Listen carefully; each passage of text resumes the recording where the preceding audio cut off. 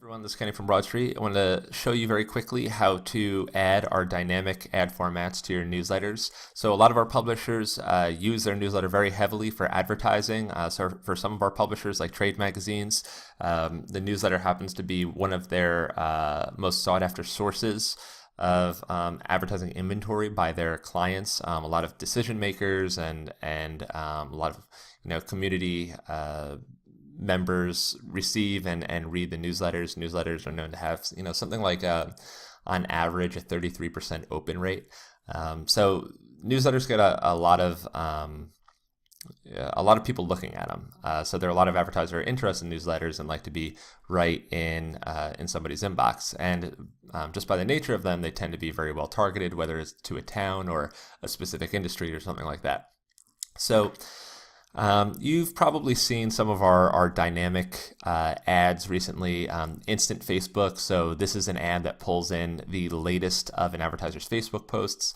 Also displays some of the comments. So there's a little bit of social capital behind that. If we go back into the larger ad formats category. By the way, this website is information.broadstreetads.com. You can see the different ad formats we have: instant text message, instant Twitter, instant Facebook, Instagram, and a whole bunch of others. Now, a lot of these ad formats are newsletter friendly. So it means that you can now place these ads in your newsletter. If you are already placing ads in your newsletters, you can actually just go ahead and if you were targeting ads to your newsletters, you can now target some of these ad formats just like you were doing before. If your newsletter is already set up for ads, you can just go ahead and target pretty much anything in our new newsletter-friendly ad category to your newsletter. So if we go to our newsletter demo advertiser and we go to create new advertisement, we have a new category called newsletter-friendly. And you can see we have about 14 items in here that these are ads that'll work just fine in your newsletter. So if you've already been placing ads in your newsletter, all you have to do is continue to place ads in your newsletter, but now you'll have a whole category of ads that'll work great in your newsletters. Historically, you couldn't do it because there was most of our ads use HTML, JavaScript, and CSS. Email clients generally don't support JavaScript in their newsletters, but Broadstreet, we've built a new platform, or new wing of our platform that will convert our JavaScript ad formats into plain images so they look very nice and actually update right inside an advertiser's newsletter. So, that instant Facebook ad that pulls in the advertiser's latest posts, well, now they run in newsletters, but they continue to pull in the latest posts. So if an advertiser posts a few times a day and a reader looks at the newsletter a couple times over the course of a day, or maybe over a week, or multiple newsletters are sent out, maybe there's a daily newsletter, it's always the advertiser's latest post. So if you're already, just to recap, if you're already targeting ads to newsletters, then you can just go ahead, keep doing what you're doing, whether it's via the static zone code or via the RSS code. But if you haven't been doing this yet and you want to learn how, we're going to go over that right now. So most newsletter software will let you edit the template, whether it's Constant Contact or MailChimp or something like that. You can edit the template for your newsletter. So what we did is we went into Broadstreet's templates in MailChimp and we clicked edit on one of our 2-column templates. And we can see that says designing your email, drop content blocks here.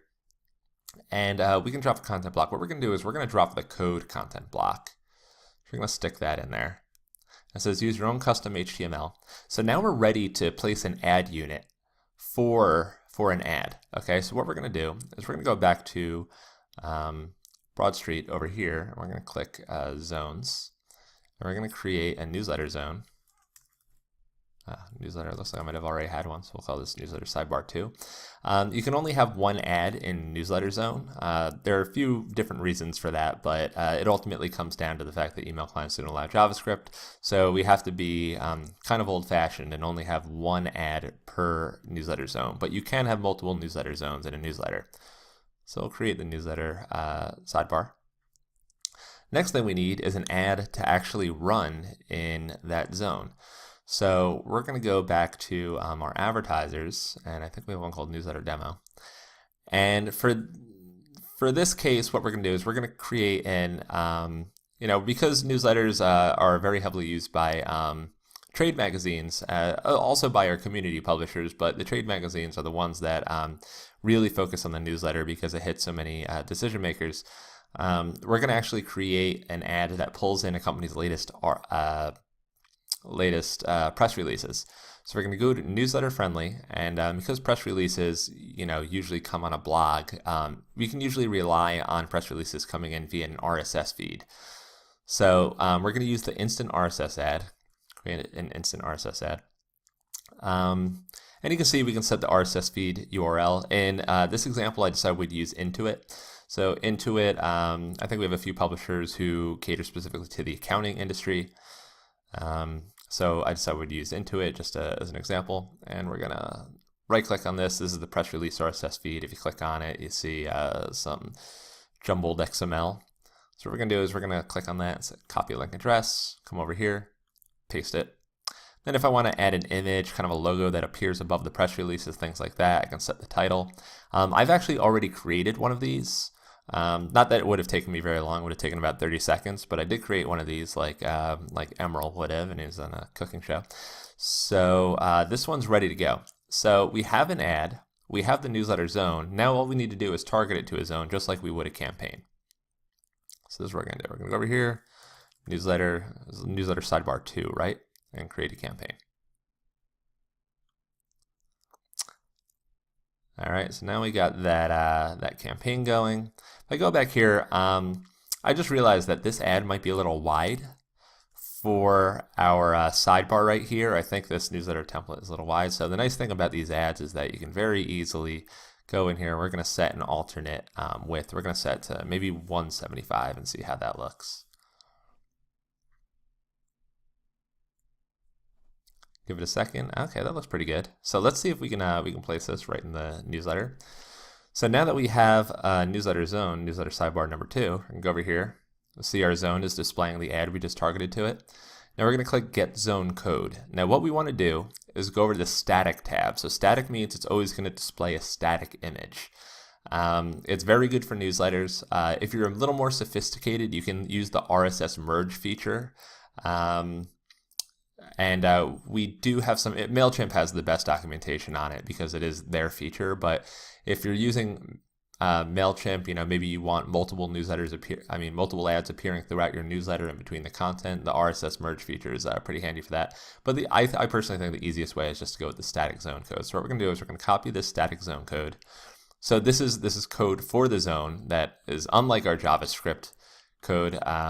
This will always render a static image. Go back to MailChimp, and we're going to replace that text right there and paste that in.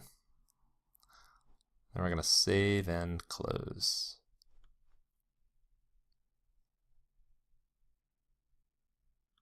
And there we go.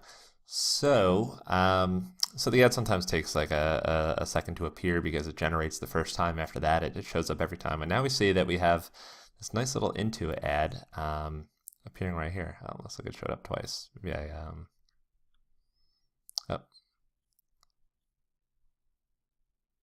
looks like I might have added that widget a couple times accidentally. So anyway, so now that I have this zone in my newsletter template, I can save, exit, and then go and create a new newsletter using this template. And obviously I can come back to Broadstreet at any time if I wanted to remove this ad from the zone and target another ad to that zone. I could go back and go ahead and do that. So it's really just, the first step is creating the newsletter zone, getting the static code, placing that static code inside your newsletter template, and then creating ads and running it in that zone. So that's really all you have to do. And then you have ad units, just like you have on your website, that are always displaying the client's latest news and information. It could be Facebook posts, press releases. We plan to come out with a whole host of new ad formats that you can run in your newsletters. But we think this is a really big deal, especially for our publishers who who already have a newsletter are looking for new ways to monetize it and impress their advertisers. All of the tracking. So if someone does click on this ad, the location of the click is still tracked. That'll show up in the reports. So you get a lot of nice benefits. All of Broadstreet Express, the benefits you typically expect from Broadstreet Express. If you aren't aware of what Broadstreet Express is, these features are inside Broadstreet Express. If you're on Broadstreet Lite, when you log in, there should be a banner on the top right that says Express. If you click on that, that'll give you an Express trial. Broadstreet Express is our premium product for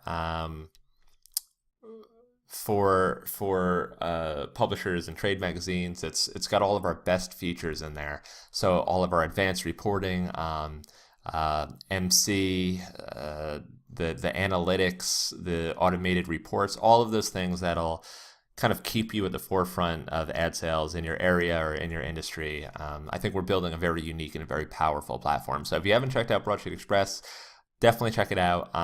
It is fairly expensive, but we do try and work with all publishers. Right now, it's $200 a month.